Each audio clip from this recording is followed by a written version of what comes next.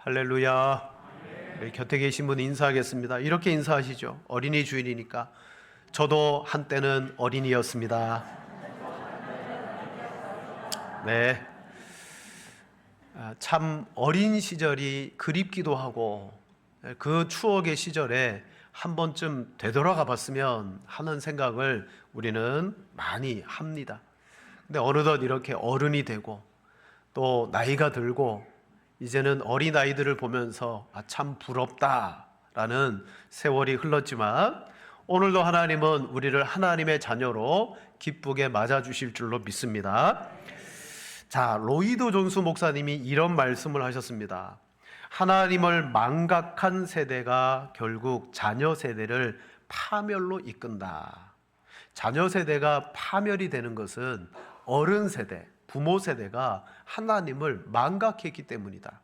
그러면서 큰 단위인 문명의 붕괴에 대해서 말합니다. 화면을 보시면 이렇게도 말했어요. 문명의 붕괴는 정치적 문제가 아니라 도덕적, 영적 퇴락에서 비롯된다. 그 중심엔 언제나 부모 세대의 불신앙과 자녀 세대의 영적 유기가 있다라고 말합니다. 역사상 위대한 문명, 위대한 제국들이 하루아침에 무너진 게 아닙니다.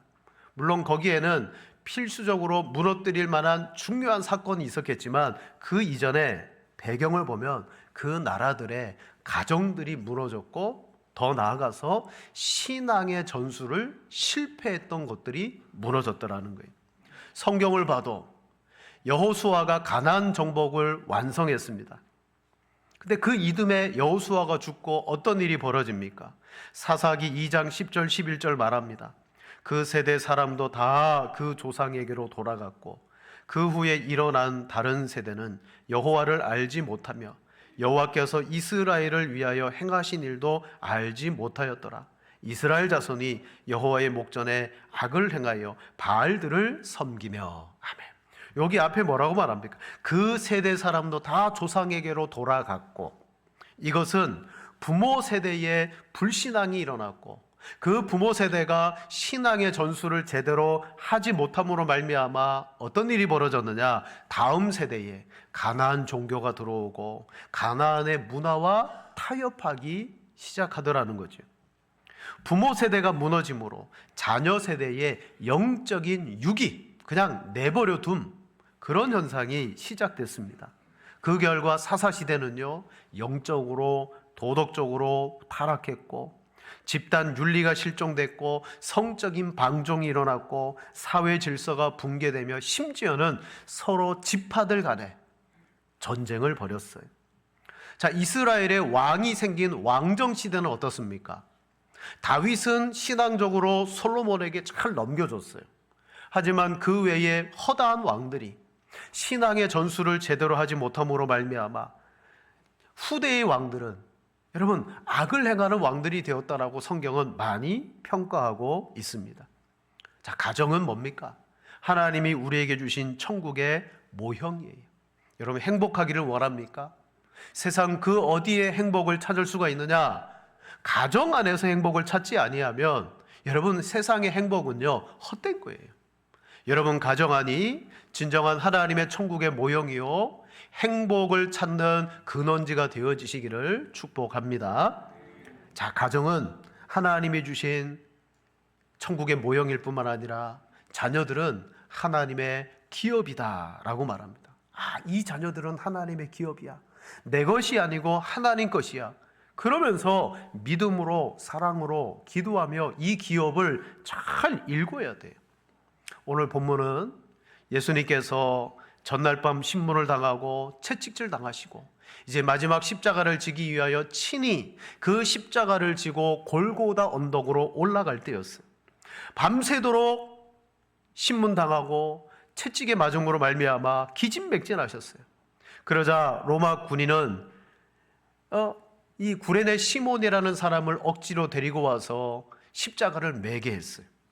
그리고 예수님은 이제 그 골고다 언덕을 걸어서 올라갈 때 뒤에서 가슴을 치는 여인들이 따라왔습니다. 눈물을 뚝뚝 흘리며. 그때 그 여인들을 바라보고 예수님이 하신 말씀입니다.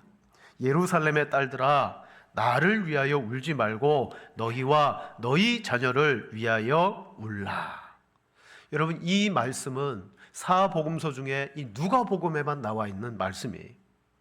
자, 첫 번째로 오늘 본문은 우리에게 이렇게 말합니다. 예수님을 위하여 울 필요는 없다라는 거예요. 예수님의 말씀은 진정으로 너희가 슬퍼해야 될 대상은 내가 아니다. 너희와 너희의 자녀다. 정말 울어야 될 대상은 십자가를 지고 가는 눈앞에 고통당하는 나 예수가 아니고 너희와 너희 자녀들을 위해서 울어야 된다. 여러분, 이 십자가를 지는 사명은요, 예수님이 이 땅에 오신 목적이었어요. 인류를 구원하기 위한 하나님의 뜻이었어요. 예수님은 기꺼이 이 십자가의 잔을 따르고자 순종하는 길을 걸어가고 있습니다. 십자가는 인류를 향한 하나님의 사랑입니다. 예수님은 이 일을 하셔야 했습니다. 그래서 뭐라고 말합니까? 나를 위해서 울지 말아라. 바로 이 십자가를 지기 위해서 예수님이 이 땅에 오신 거고, 예수님은 이것을 지고자 결심하셨어요. 굳은 마음을 가지고 계셨어요. 그러니 예수님을 위하여 울 필요가 없고 바로 너희 자녀와 너희를 위해서 울어라.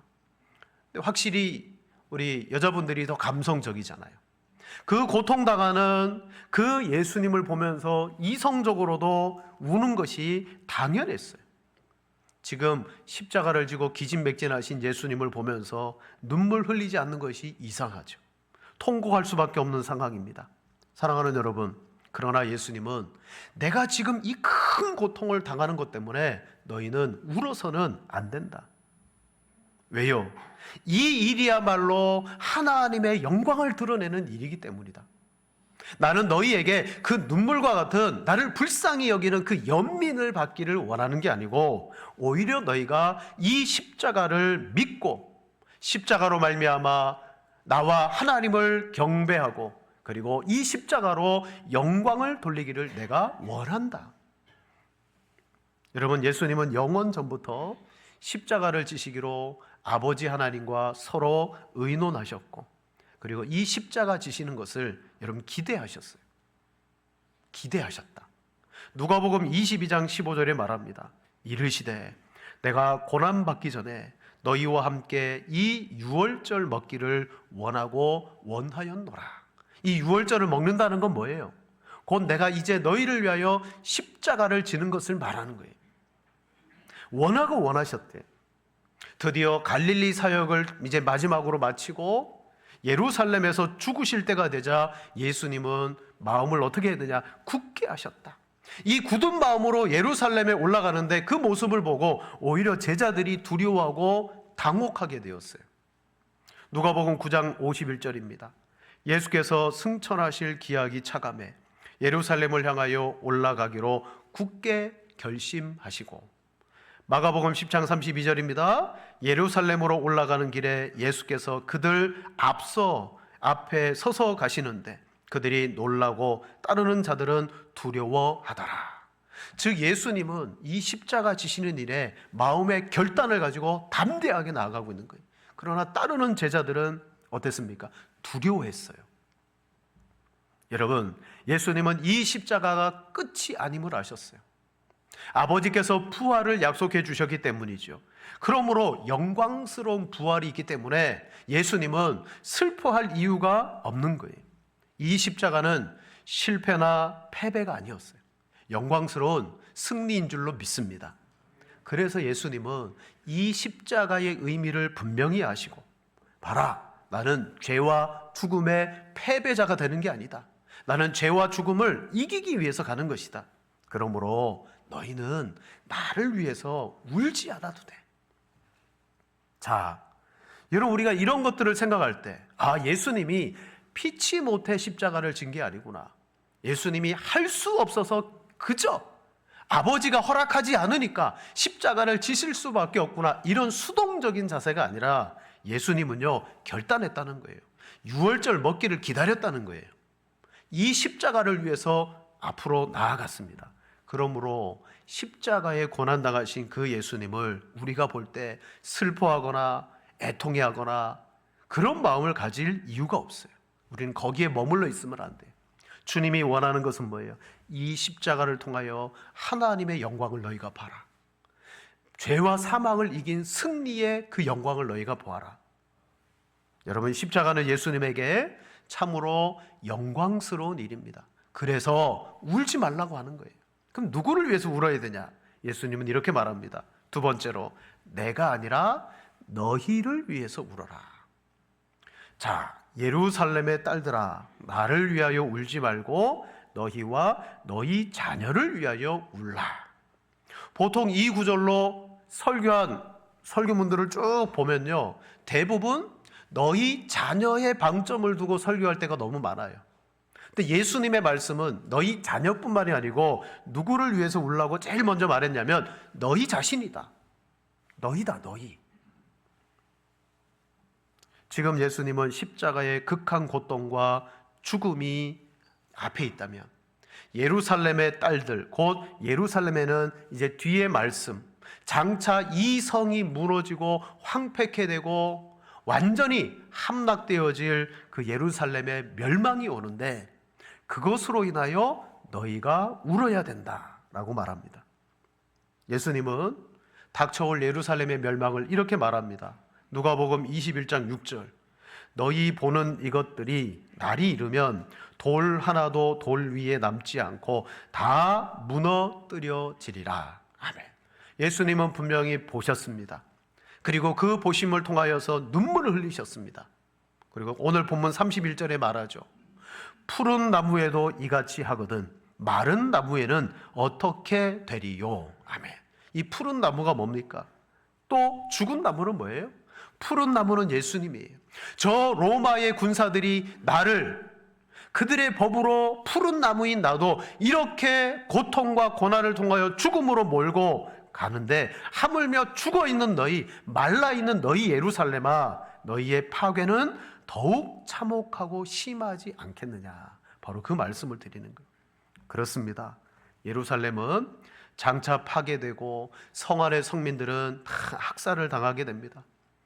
누가복음 19장 41절 44절에 주님이 그걸 보시며 이렇게 말합니다. 자, 우리 한 절씩 교독하시겠습니다. 제가 먼저 읽겠습니다. 가까이 오사 성을 보시고 우시며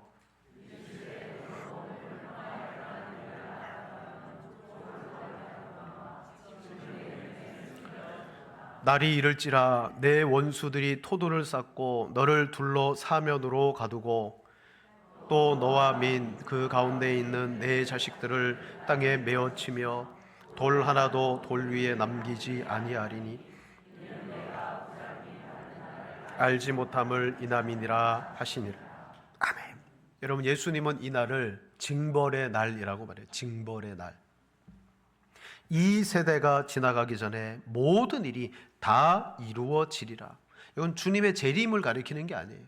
바로 이스라엘이 멸망할 그 날을 가리킵니다. 전쟁에 의해서 초래될 예루살렘 성전의 파괴. 자, 예수님이 이 성전의 파괴를 바라보셨어요. 근데 성전이 피치 못하게 파괴될 이유가 있어요. 그건 하나님의 나라가 이 땅 가운데 임했기 때문이에요. 여러분, 예수님이 하나님의 나라를 가지고 있었을 때 이 성전은 어떻게 변질되었습니까? 강도의 소굴이 되었어요. 하나님의 나라에 있어서 이 사람의 손으로 지은 강도의 소굴은 어떻게 되느냐? 회복돼야 돼요. 그래서 무너뜨림을 당해야 돼요. 그리고 다시 세워져야 됩니다. 내 몸으로 사흘 만에 다시 짓겠다. 바로 하나님의 나라의 참된 성전을 예수님께서 짓겠다라고 말했기 때문에 이 예루살렘과 성전은 파괴되어집니다. 여러분, 우리의 몸도 마찬가지입니다. 우리가 저 영원한 하늘에 있는 장막의 집을 얻기 위해서 우리의 몸은 어떻게 돼야 될까요? 무너져야 돼요.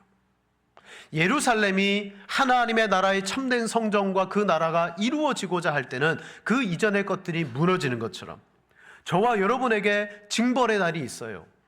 심판의 날이 있어요. 바로 죽음을 당하며 우리의 집이 무너질 때입니다. 고린도후서 말씀에 이렇게 말합니다.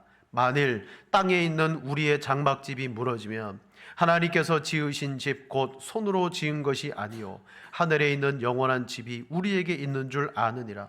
참으로 우리가 여기에 있어 탄식하며 하늘로부터 오는 우리 처소로 덧립기를 간절히 사모하노라. 아멘. 예루살렘의 딸들에게 말한 징벌의 날이 곧 임박하듯 여러분, 우리에게도 우리의 이 땅의 장막의 집이 무너질 날이 있다는 거예요. 그래서 뭐 하라고요? 탄식해야 된다. 탄식해야 된다. 사랑하는 성도 여러분, 모든 것이 무너질 그날을 바라보고 저와 여러분도 뭘 해야 되느냐? 울어야 돼요. 나를 위해 울지 말고 제일 첫 번째 눈물의 대상은 누구냐? 바로 나 자신입니다. 나의 완악함, 나의 연약함을 발견하고 하나님 앞에 울어야 돼요.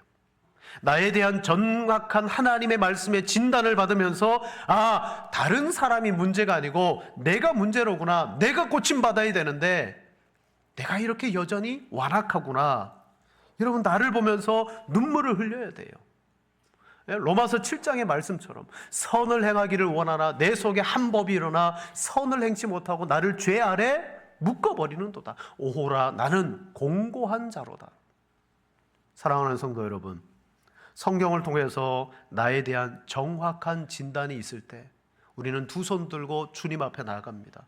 하나님, 나는 공고한 자입니다. 하나님, 내가 내 자신을 아무리 바꾸고 변화시켜 보려고 해도 변화될 수 없는 죄인입니다.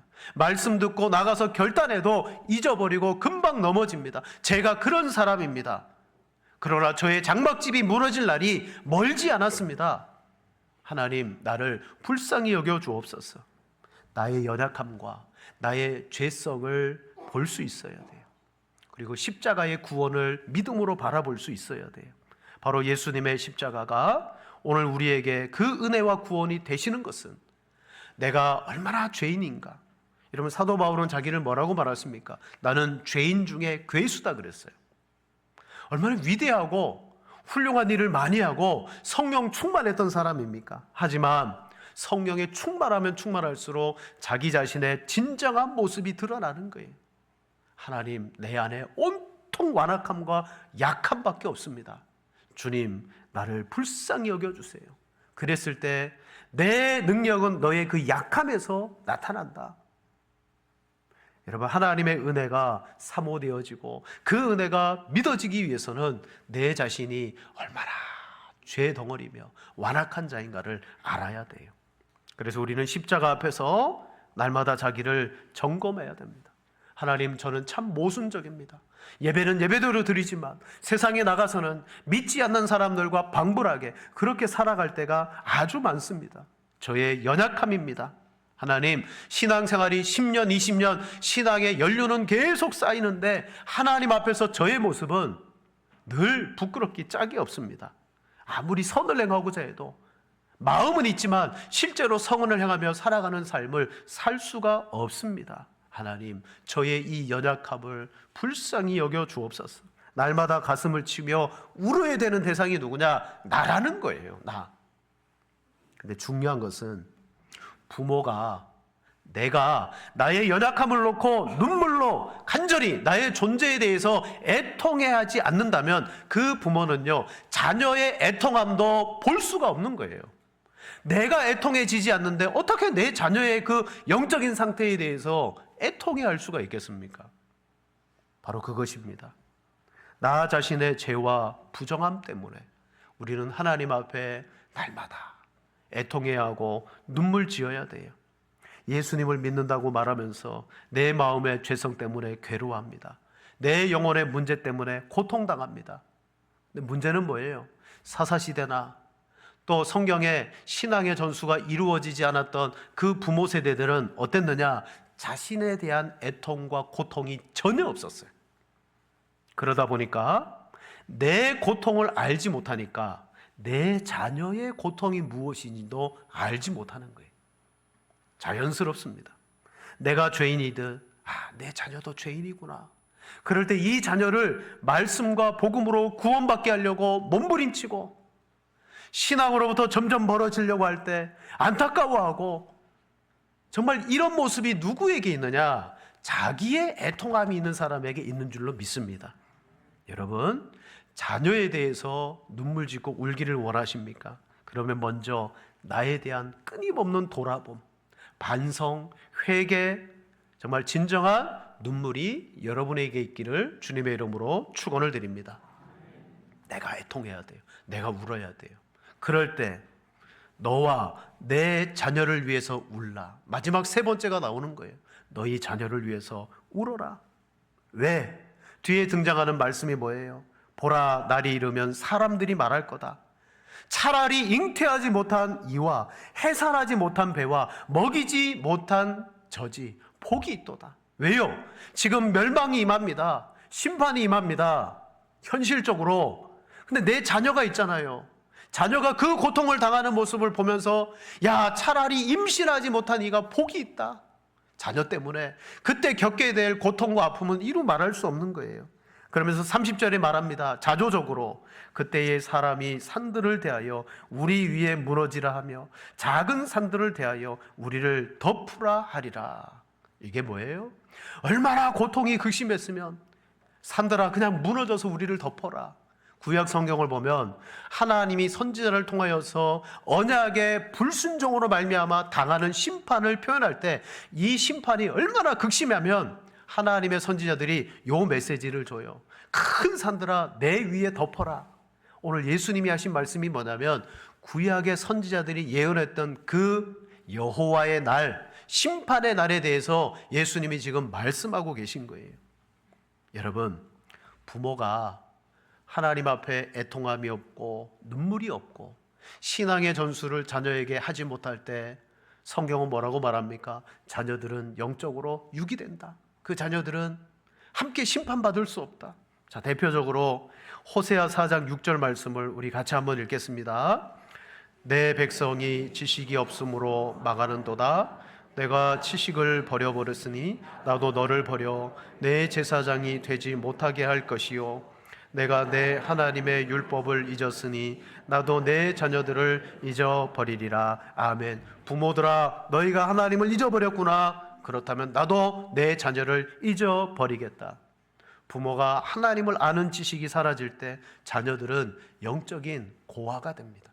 물론 하나님의 은혜로 그런 부모 아래 하나님의 은혜로 구원받는 자녀들도 있겠지만 통상적으로 보면 술 마시는 부모 밑에 난 술 마시지 말아야지 그랬는데 어느 날 자기가 술 마시고 있고 그 부모의 그 부정적인 모습을 보면서 자기는 그러지 말아야지 했던 자녀들이 그걸 따라가고 있는 자녀들이 많음을 우리는 통상적으로 보게 됩니다. 자, 부모의 신앙이 자녀에게 이렇게 영향력을 끼칠 수 있다는 거예요. 한편 긍정적인 언약의 이어짐도 있어요. 사도행전 2장 38절 39절에 말합니다. 성령의 약속이 자녀에게도 이어진다. 이렇게 말합니다. 베드로가 이르되 너희가 회개하여 각각 예수 그리스도의 이름으로 세례를 받고 죄 사함을 받으라. 그리하면 성령의 선물을 받으리니 이 약속은 너희와 너희 자녀와 모든 먼데 사람 곧 주 우리 하나님이 얼마든지 부르는 자들에게 하신 것이라 하고. 아멘.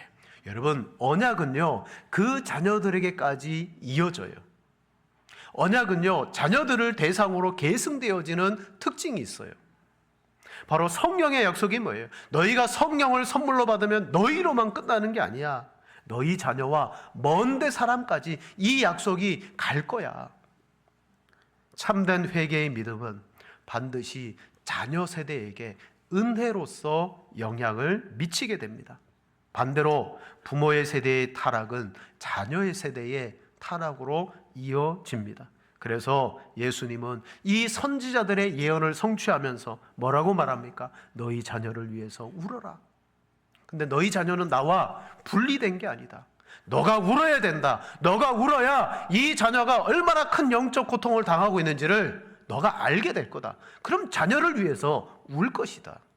여러분, 그런 부모가 되어지시기를 바랍니다. 여러분은 자녀의 영혼 구원에 얼마나 관심을 가지고 계십니까? 다윗도 자기 자녀로 인하여 고통당했던 적이 있어요. 자기 아들 압살롬이에요. 이 압살롬이 반역했어요. 아버지의 왕위를 찬탈했습니다. 그때 이 다윗은 어떻게 아들과 싸우냐 그러면서 아들에게 그 왕위를 그냥 예루살렘 성을 물려주고 자기는 도망갔어요. 그러다가 이 압살롬이 죽게 됩니다. 그때 다윗이 이렇게 심정을 토해요.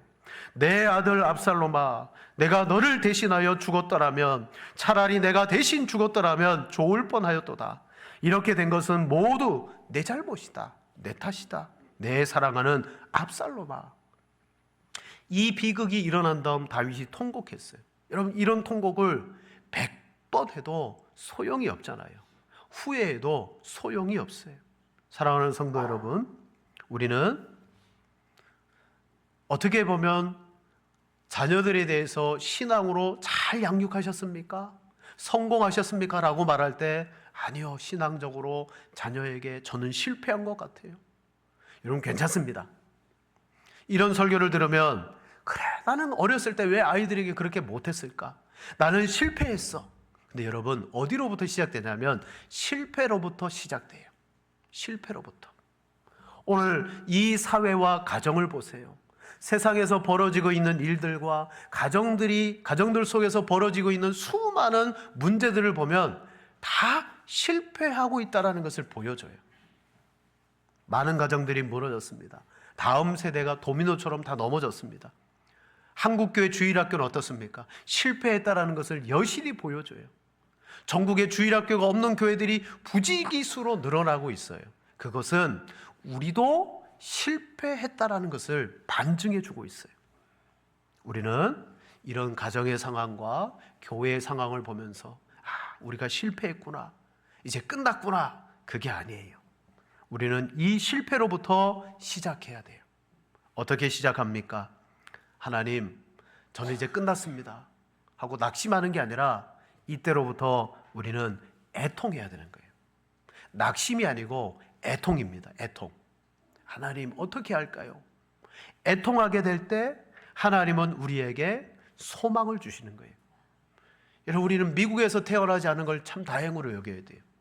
미국 부모들의 3대 감사가 있다고 합니다. 미국 부모들이 자기 자녀를 보면서 3가지를 감사한대요. 첫째, 마약하지 않는 것을 감사합니다. 둘째, 동성애자 되지 않은 걸 감사합니다. 셋째, 자살하지 않은 걸 감사합니다. 여러분, 미국은요, 이 3가지 중에 자기 자녀들이 걸리는 자녀들이 꽤 많아요. 그렇게 보면 우리의 현실은 조금 나을 수 있어요.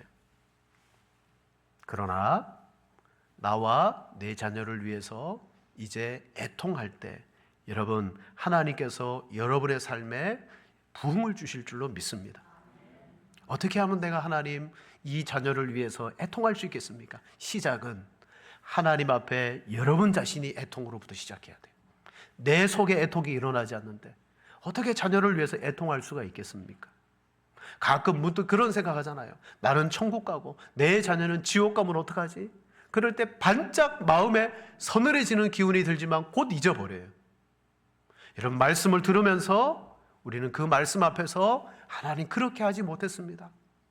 그러니 제가 하나님 앞에 이제라도 낙심, 포기가 아니라 애통하는 심정으로 나아갑니다. 소망을 우리에게 주옵소서. 로이드 존스 목사님이 이렇게 말합니다. 화면을 보세요. 하나님의 부흥은 바깥에서 오는 것이 아니다. 그것은 우리의 자녀가 살아나는 그 순간 가장 먼저 시작된다. 하나님의 부흥은 바깥에서 오는 게 아니에요.